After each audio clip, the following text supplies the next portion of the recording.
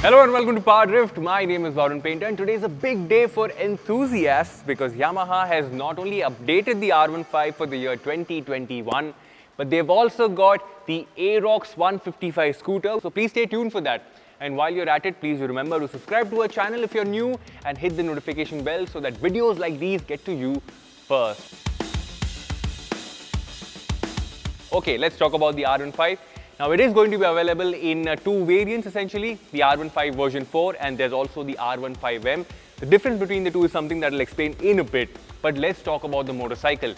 Before I get to the changes that have happened for the year 2021, let's talk about what has remained the same. First is this 155cc liquid-cooled engine, which for me is a really potent engine. It's a really fun motor to experience. And with the inclusion of VVA, the power bands become so much more rich, so much more accessible. And when we did a story about 2 years ago, when we compared it to the RC125 at a racetrack, we came back super impressed with the R15. So that is going to continue. As far as power and torque figures go, there are some changes where power's gone down, torque's gone up by a slight margin. How that translates to on-road riding is something we'll figure out once we get the motorcycle for a full review. Another thing that has been carried on is the Delta box frame. Now this chassis, when it's put together with the engine, has made the R15 such a delight to ride, like I've said before.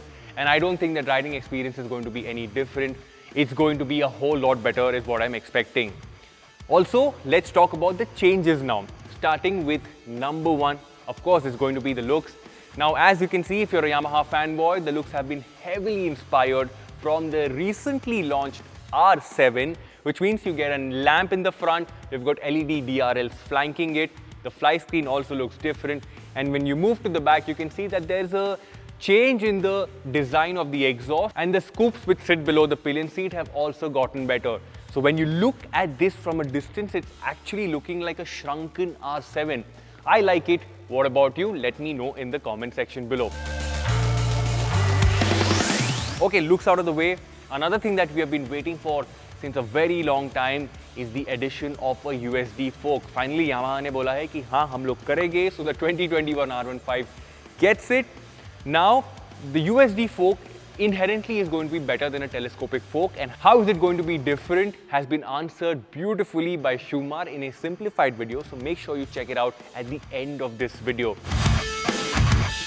Again, how all of this comes together, how are the changes going to make this motorcycle better or not, is something that we'll answer in a video later.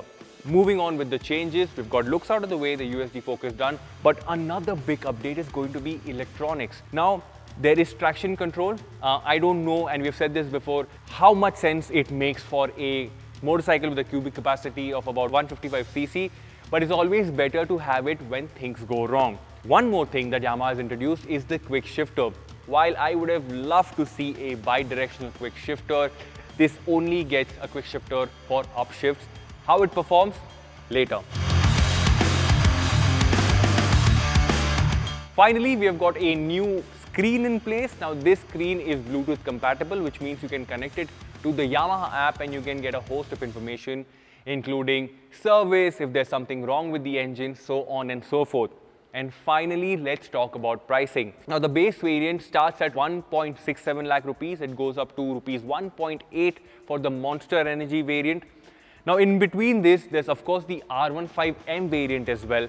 The R15M variant is mostly aesthetic, but what it gets standard along with the Racing Blue, and please bear with me on this. So the Racing Blue, the R15M and the Monster Energy variants will get the quick shifter as standard, while the remaining variants will get it as an accessory. Also talking about price, when you put things into perspective, it gets an increment of about 11,000 odd rupees. But in that 11,000 rupee increase, you're getting a lot of really useful equipment like USD fork, quick shifter, a brand new screen, stuff like that. And I think it makes sense. However, there is still the review remaining. And if you want us to pit this against a motorcycle that you want to see a video on, please drop that in the comment section below. Like, share, subscribe, do all of those things. But that's the story of the R15. Thank you so much for watching. My name is Varun and I will see you